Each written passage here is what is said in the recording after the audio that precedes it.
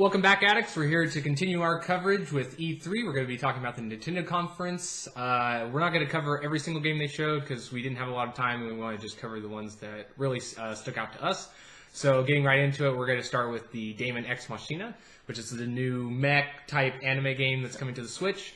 And I liked it. What were your guys' first impressions of it? I thought it was really, really cool animation. I really like the color palette. It was very bright, and it really popped off the screen. The action looks pretty cool. Not huge into mech games. I know Cole isn't either.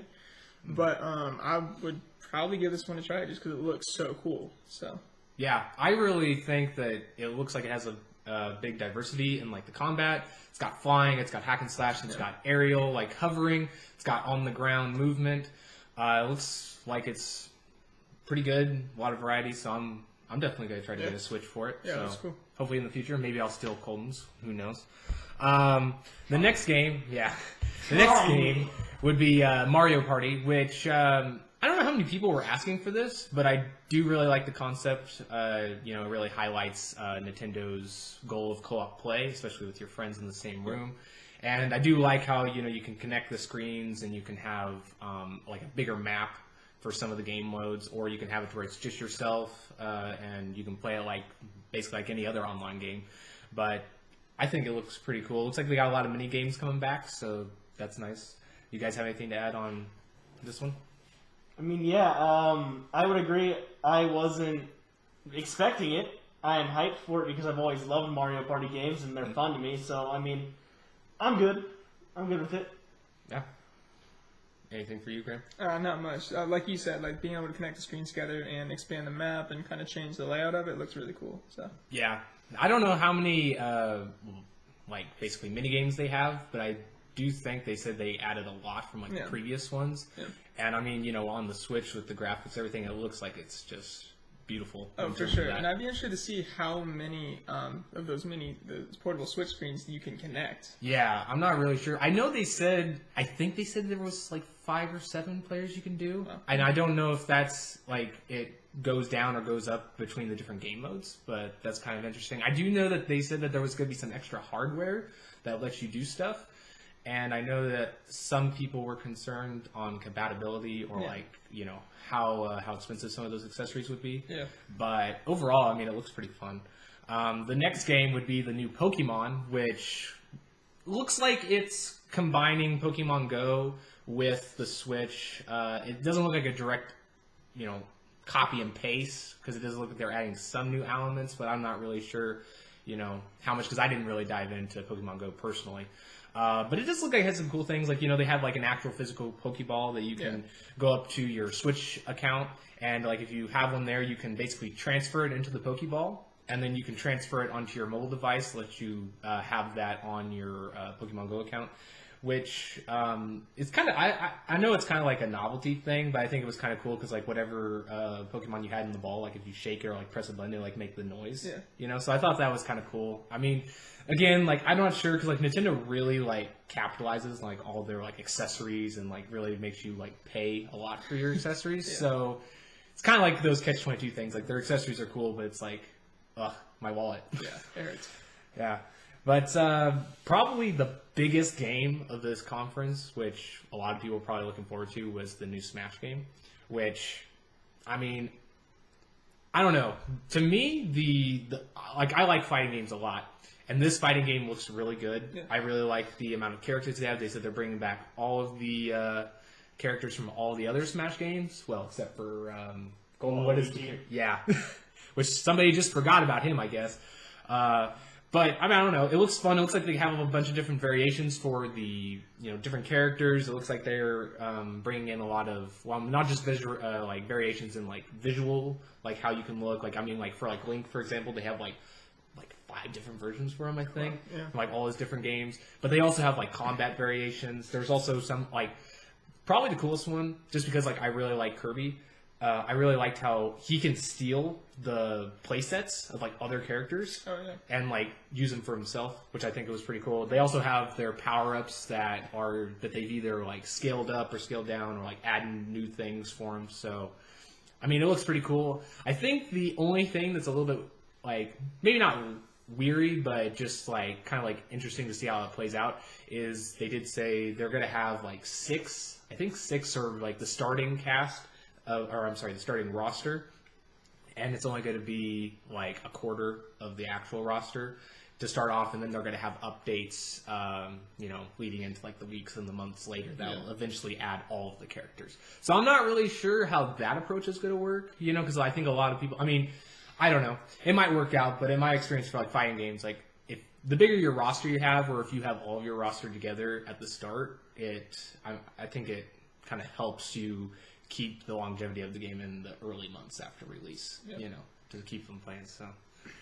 But I would agree with that, but I would also say that I thought that maybe what they could do is bring back that story mode that they had. I know no one really ever played it except for like me and like a few of my friends. So I thought that story mode was really cool, but I know a lot of people really didn't like it. But I thought that could be a cool way to unlock characters and other stuff like that. Yeah, and it's unfortunate that I think they already confirmed that there is no story mode. Which, that kind of sucks. I don't really know how they're expecting people to unlock. I don't know if that's like you have to play against a certain fighter at a certain stage. Because I know several like fighter games have made it to where you can do it that way. And if that's the case, I don't know if they're going to make it to where only online people Loot boxes. Let's hope not. I don't know. Nintendo hasn't really done much of that. I don't think. They've been really good about not doing that kind of stuff, but I will say that of all the things that I would hate for them to do is to do some kind of system where you have to pay to buy characters. Yeah, which it's always a possibility as these companies are progressing, but they've had a good track record so far, so we can give them the benefit of the doubt. But yeah, that might be something that would be kind of like cautious, especially since they said that at the very beginning there would be not all of the characters. So, but overall, I thought it was a solid conference. It wasn't anything that blew me away. Was there any other, I know they had Fire Emblem, and I know you're a huge fan of Fire Emblem. Seeing this, you're like, oh my gosh, I can't wait for it, or you're like, oh, that looks promising, or you're like, nope, not going to do it? I'm definitely intrigued anytime a new Fire Emblem game is coming out. Last one I played was the most recent Warriors, and I was not a fan. Because my favorite Fire Emblem games are the classic, the grid-based strategy system, like Awakening. Awakening is my favorite Fire Emblem game. It's the best one.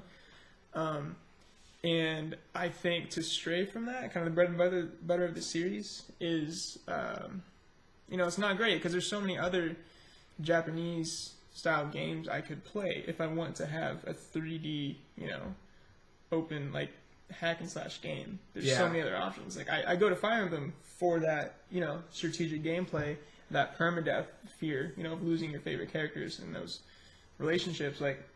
So I don't. So do you think that even if it retains its strategy type combat, that basically the way that they're changing the setup where it's not grid, it's more of like a Dragon Age type thing. If it goes that route, are you still kind of iffy on it? I'd still be a little iffy on it. But it being on Switch, I definitely think it should be better than Warriors was. Mm-hmm. So I do like the animations that they have for the cutscenes. Yeah, I like the animations. The animations for the cutscenes have always been really nice. I would still check it out. I'm just a little cautious. Yeah. That's always a good thing to be whenever a series switches up. I know a lot of people had that with God of War, because it's changing from a hack and slash, kind of the get to the next stage.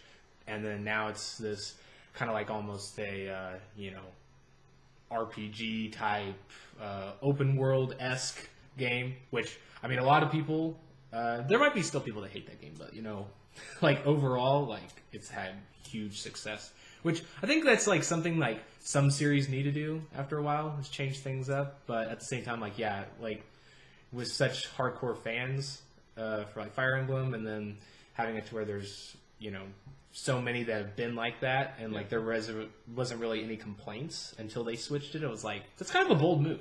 Yeah. So that'll be interesting to see, though. That's something that you might review later, right? Possibly. Okay. Well, I think that about does it for our coverage of this. Colton, do you have anything else you wanted to add? Not really. I did think it wasn't that solid of a conference. I kind of felt a Square Enix vibe of we're just going to show our games and not really do much. And I will say, from what I've seen from the ads of Pokemon Go, or at least the Pokemon Go for the Switch, is that it's basically, like you said, they have that thing where it's like a Pokeball and you can like connect, or you can switch accounts to and from your phone and your Switch. Mm-hmm. And basically all the Switch does to switch it is that instead of like seeing the world in front of you, you see like where all the wild grass is, and you see the Pokemon in the wild grass and that kind of stuff. So, I mean, other than really Smash Bros., I'm not too hyped for anything from Nintendo, except for maybe if they came out with a new what is the game? Can't even remember the name of the games anymore. It's been a long time since they came out with one. There's so many of like all of the different types of series. It's like hard to keep track of, like, because like they don't use numbers anymore. They just use different subtitles. So you're just like, oh, if I don't remember this one. I was really shocked they didn't show anything for Bayonetta though. You know, but.